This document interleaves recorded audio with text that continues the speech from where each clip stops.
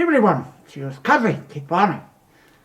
I know the majority of my viewership are furries, and therefore I think it is safe to assume that most of you have been waiting for this moment.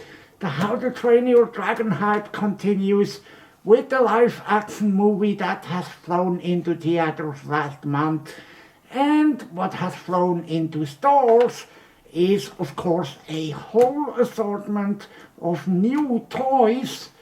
Spin Master has the license for the live action How to Train Your Dragon toys this year.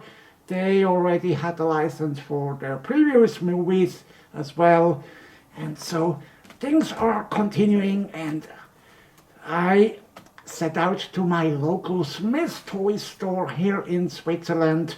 If you are a subscriber to my channel, then you might have already seen this video, which I have posted as a short on my channel, and giving you a good idea about the selection of toys that I've got here in Switzerland. You can see that red. That figure is an absolute beast. And then they had an animatronic Toothless as well. We've got plushies, and I was quite unsure what to get, and ultimately I ended up with the Real Flying Radio Control Toothless, which is what we have here. This wasn't the most expensive item. I got it for 49.95 Swiss francs. That's just over $50 US. And I'm gonna go right into it by looking at the box as always up first. And that box struck me with the big artwork of Toothless and Hiccup on the front. And we've also got these two up here on the upper side of the box, and on the back is a photograph of the actual toy that's inside. And if you need the UPC code, happy to give that information to you. Let's say it's manufactured by Spin Master, and it looks like we'll have some assembly to do, but first that box has a flap right here and gives us another photo of that toy, of that massive toy. 30 inches of wingspan, that's over 76 centimeters, and you can see down here the action features: real flapping wings, 250 feet of flying range, lightweight and durable foam material, and indeed this toy, the entire box feels very light. I'm glad they put the weight on it. It's only 80 grams. It's said to have 10 minutes of flying time, comes with a remote control and a USB cable to charge the built-in battery. And of course we're gonna take a look at all of these features and items included as we unbox that toy right away.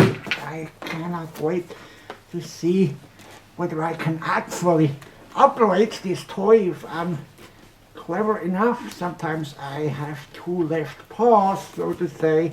But anyway, let's open up this box.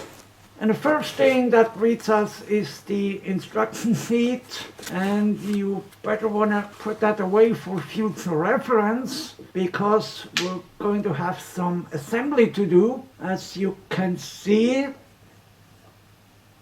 And the second page also gives information about how to operate that toy.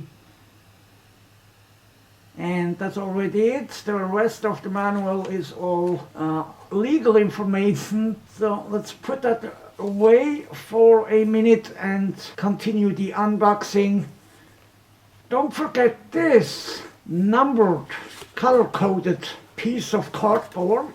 It looks unsuspicious, but it does act as the stand for Toothless. So what we have to do is to simply fold it together, take a look at the numbers, insert the flap into the correct position, do the same with 2 and 3. And then we have a cheap little cardboard stand for our toy. I mean, it's a pretty neat idea, so they did not have to use any plastic for that. Let's continue the unboxing. We have the actual body, so the main part of the toy, as well as the tail, which is separate. So we'll have to put these together as well. And finally, it's the remote and the USB cable. So there we have it, and we didn't have to destroy the box. It looks like we can reuse the box, which is very nice considering it has excellent artwork on it. I really like that. Let's have a look at the individual parts again. We've got the stand, the wings, the main body, the tail, the remote, and the USB cable. So let's start assembling this thing. According to the manual, we will have to start with the wings. And the wings attach into these black nuts to the front of Toothless and make sure that the writing on the fabric of the wings is facing down, so it's not visible for you. And at first I thought these black nuts would need to click into place, but apparently that's not the case. The manual suggests that. So instead what I did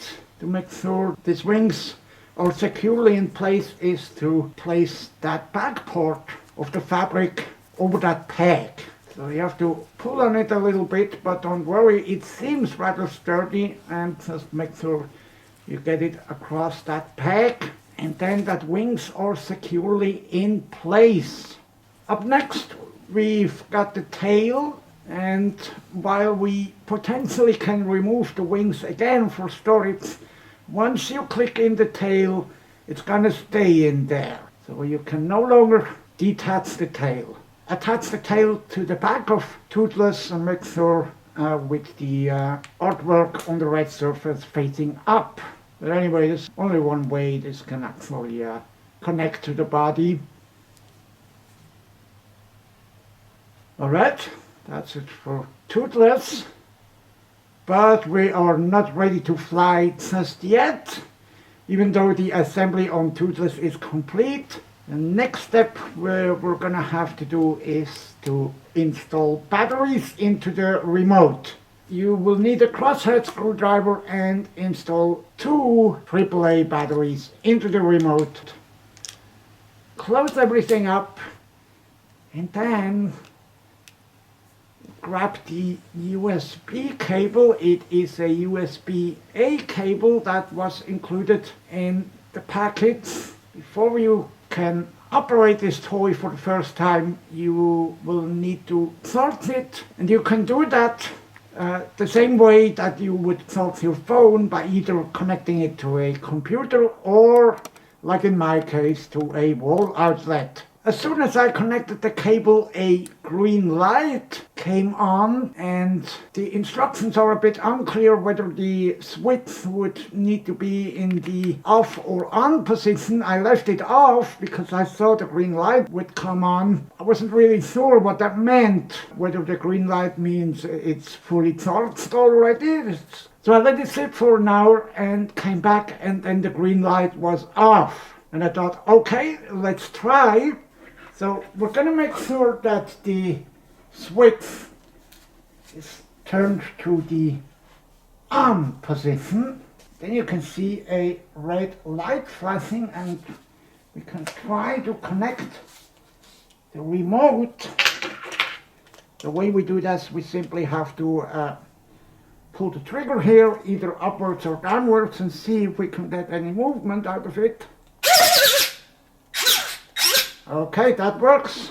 Before we're gonna go flying outside, I want to show this in detail to you, what the different positions mean, but I'm not gonna throw around this toy in my den, inside my den, because keep in mind this is an outdoor toy and you should only operate this outside. And keep in mind, many countries have rules and regulations for drones and other unmanned air vehicles. So be sure to study the laws of your area before you actually head outside and play with this toy the way it is intended to. Okay, so I'm going to show you what the remote does by holding the toy firmly in my paw. I'm pushing the lever up to make the wings go flap faster. So that's that. And now I'm pushing the lever down, which should make the wings flap slower. So yeah, you can see the difference. Up, faster, and down is slower. In addition to the remote, there's another way to control this toy, and that is by adjusting its tail. You can do that by moving it to the left and right. The way you do this, you do not bend it, you actually twist it, like this. You can hear it clicking. That's to the left, middle, right. So you can actually influence the direction of this toy. It will go in circles if you adjust it to the left and right. At least that's what I guess it will do. So there's that, and because we've only got 10 minutes of flying time per battery charge, I want to head outdoors without further ado. And I'm really happy that my big love, Uni-Whited Fox, is here all the way from Canada, and he's going to assist me with the next part of the video, the outdoor shots, so I can actually try this toy.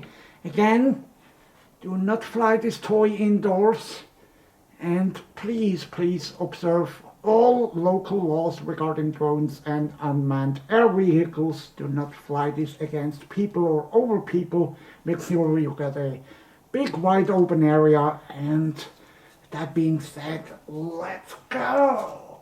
Okay, so as I told you earlier in the video, there's 3 different tail adjusting modes. To the left, straight, and to the right. And I want to start out with the flying demonstrations of this toy by keeping the tail straight and see what it does. Let's go!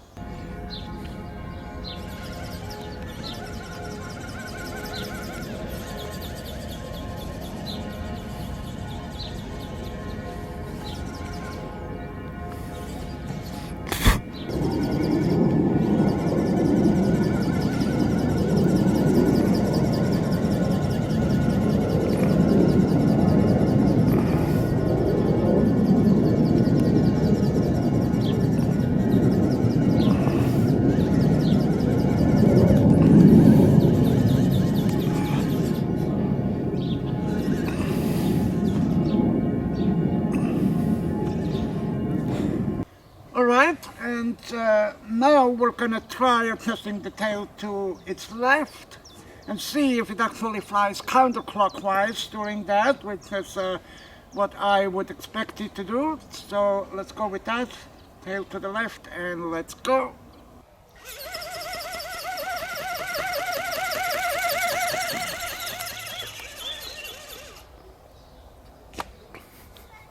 Alright, so much for that. You can see that it didn't really fly in circles.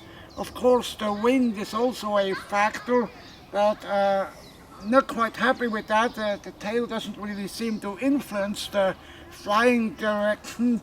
So let's give it one more try by adjusting the tail to the right.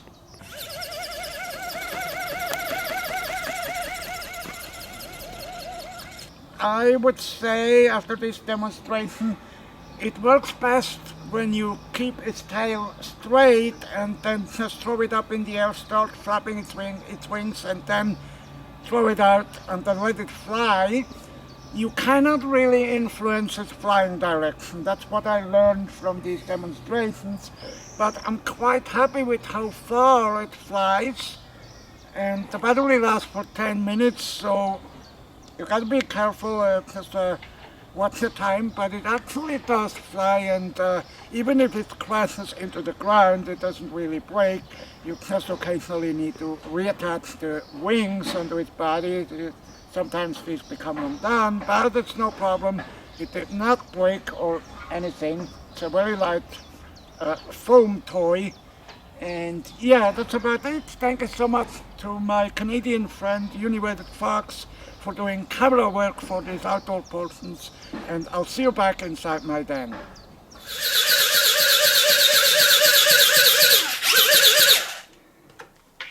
Alright, that's that. So much for the flying functions of this toy. And keep in mind, this toy is huge, with a 30-inch wingspan, 76 centimeters, and the length is actually over 23 inches, around 60 centimeters. So you're gonna need a lot of space to display that, and if you do not want to play with it, I would highly suggest that you keep this on display in your den, since it is so light, only 80 grams. You could easily thread a thread around here and attach it to the ceiling, to your lighting fixture, or whatever you're gonna have on the ceiling, and have it on display like that. Because you can see this toy has got a really great design, although we can argue whether the design is accurate or not, but I think it looks really cool, even though it isn't completely screen accurate, to say the least. Here's a detailed look on the face, and Hiccup on top. And considering this is made out of foam, the detailing is actually not too bad. The wings and tail, the wings are made out of a fabric, a very light fabric. So Toothless looks really, really cool, and I think I'm gonna set him up somewhere in the back here. Maybe have it hang from the light above, well, although that may not be a good idea because the wings are so large and that will drop a shadow onto my table. But anyway, sorry, I think you will enjoy this toy a lot if you are a huge How to Train Your Dragon fan, like many furries are. The toy is in stores now, as we speak of July 2025. And I've seen it already on Walmart's website in the US for $34.88 as of mid-June 2025. Over here in Switzerland it is $49.95. Alright, that's already it. Well, actually another display idea would be to have this stand up on the box. Then you can put Toothless on display over like this.